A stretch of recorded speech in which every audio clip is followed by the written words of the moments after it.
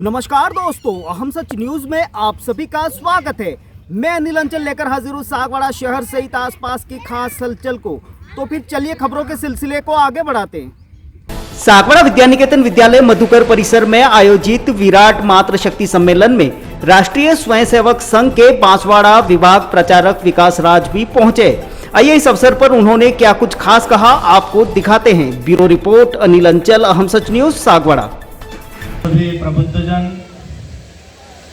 आज के इस कार्यक्रम में पधारे हुए समाजजन के प्रबुद्धजन, मातृशक्ति आचार्य दीदी, भैया बहनों, वैसे जिस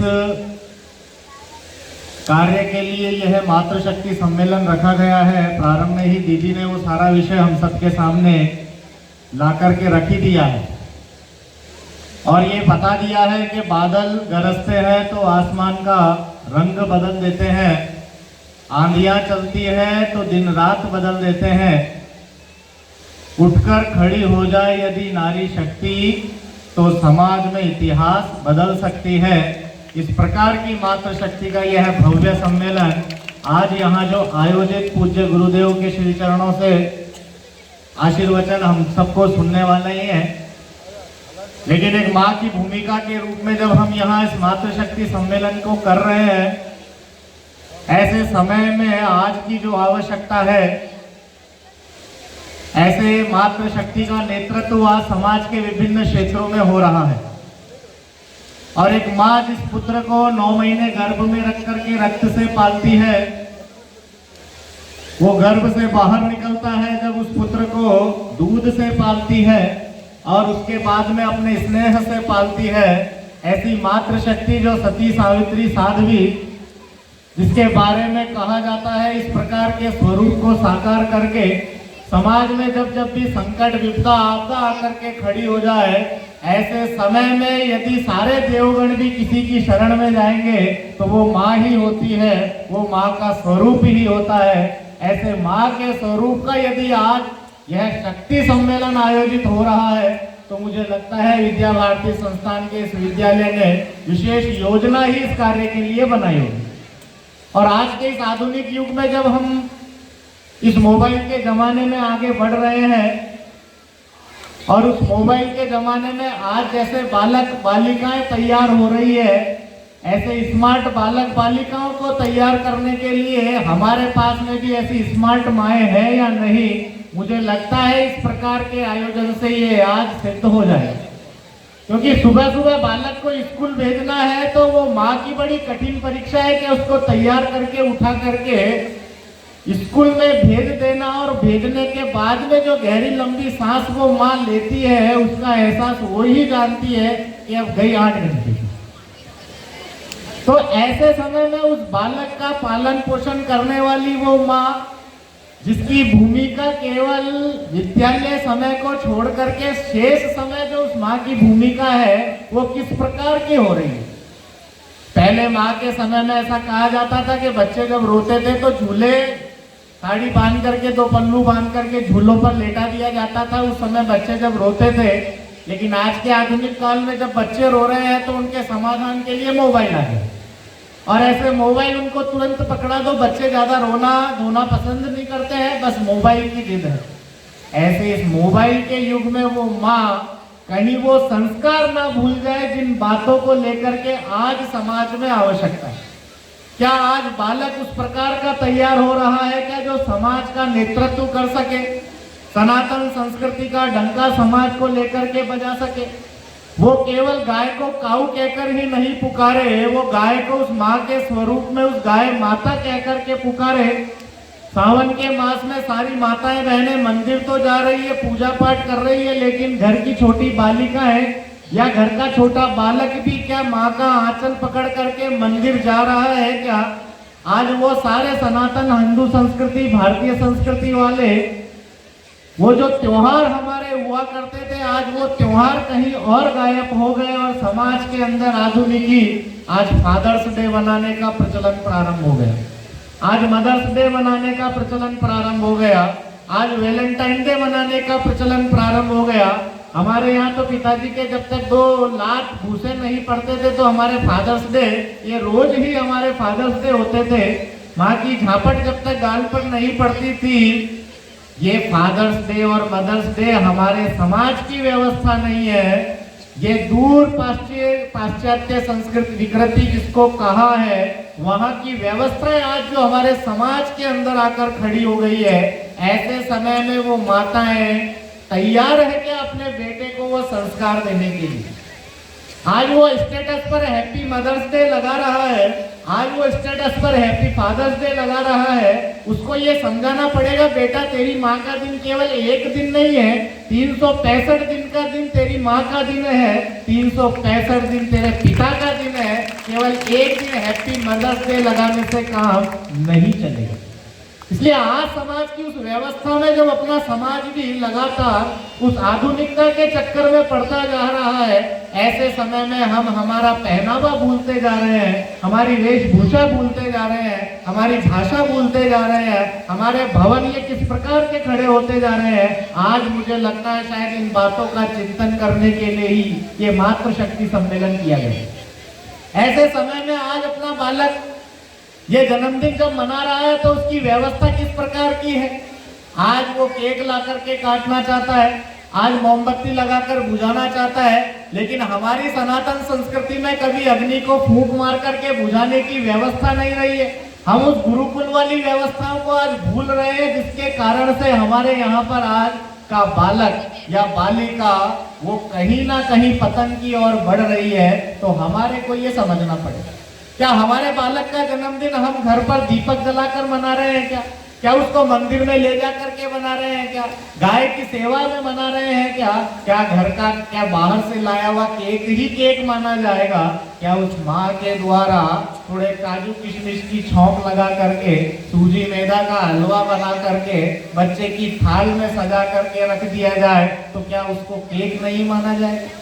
ये आज उस माँ को ही समझना पड़ेगा कि हर बेटे की जिद को पूरी करने के लिए हम कहीं ना कहीं उसको पाश्चात्यकरण के उसमें तो नहीं झोंक रहे। आज ये माँ की भूमिका जो है, आज अपने बालकों का संस्कार ये हमारी माँ के हाथ में है कि हम उसको कैसा तैयार करें। और आज कहीं ना कहीं कमी ऐसी हो गई कि मैगी बर्गर खाते खाते आज बालक भी 1 और 2 रह गए, इसलिए वो मैगी बर्गर जैसे ही हो रहे हैं। पहले तो मिट्टी में खेलते थे, मिट्टी के ढलों में खेलते थे, स्कूलों में जाते थे, कपड़े गंदे करके आते थे तो हाथ घुसे भी पड़ते थे, माँ चपेट भी लगाती थी, बोल देना तेरे पापा को। आज माँ भी ये सोच रही है कि बेटे को मारूं कि नहीं मारूं, क्योंकि वो हो ही ऐसा है। आज एक झापट में तो उसका गाल लाल हो जाता है, लेकिन आज ये समझना पड़ेगा वो माँ उस बेटे को संस्कार देने के लिए जहां लोहार की चोट आवश्यक है वो लोहार की चोट दे रही है क्या? जहां सुनार की चोट आवश्यक है वो सुनार की चोट दे रही है क्या? ये दोनों चोटें अगर समय रहते किसी बालक या बालिका के पड़ गई तो वो बालक बालिका कभी नशे की लत नहीं पकड़ेगा। वो बालक बालिका कभी बिना बताए माँ बाप के वो इस प्रकार के विषय नहीं करेगा। वो बालक बालिका फिर कोटा के बड़े इंस्टीट्यूट में जाकर अवसाद का शिकार होने के बाद भी सुसाइड जैसी व्यवस्था को नहीं अपनाएगा। वो बालक बालिका आज इस प्रकार की व्यवस्था में डलेगा।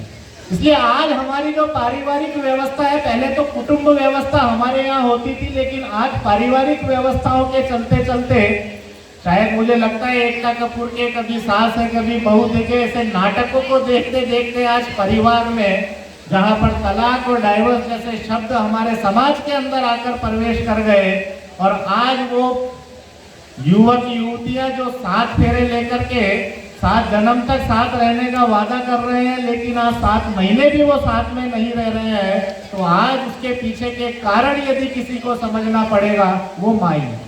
क्या वो माँ इस प्रकार की बन पा रही है क्या बेटी की विदाई देने के बाद भी उसके मुंह में पड़कर रोज ये बातें जो समझनी पड़ेगी, मेरी बेटी है पराई बेटी हो गई है, उसका घर वो हो गया है, उसको वहां स्थापित होना है, लेकिन आज भी उस माँ का मोह शायद, इसलिए आज पारिवारिक व्यवस्था जो अपने समाज की बिगड़ने लगी है, ऐसे समय में हम माँ की भूमिका, आज वो बालक बालिका गुड्डा गुड्डी का विवाह समझ करके विवाह कर रहा है, ऐसे समय में हमारे को ये चिंतन करना पड़ेगा। इसलिए ऐसे इस पारिवारिक वातावरण में आज एक बालक और एक बालिका ही है, तो उसके कारण से कितने रिश्ते अपने खत्म होते जा रहे हैं। आज चाचा का रिश्ता, ताऊ का रिश्ता, काका का रिश्ता, मौसा का रिश्ता, मौसी का रिश्ता, साडू का रिश्ता, आज इस प्रकार के अपने सामाजिक रिश्तेदार जो खत्म होते जा रहे हैं, आज हमारे को ये चिंतन करना पड़ेगा।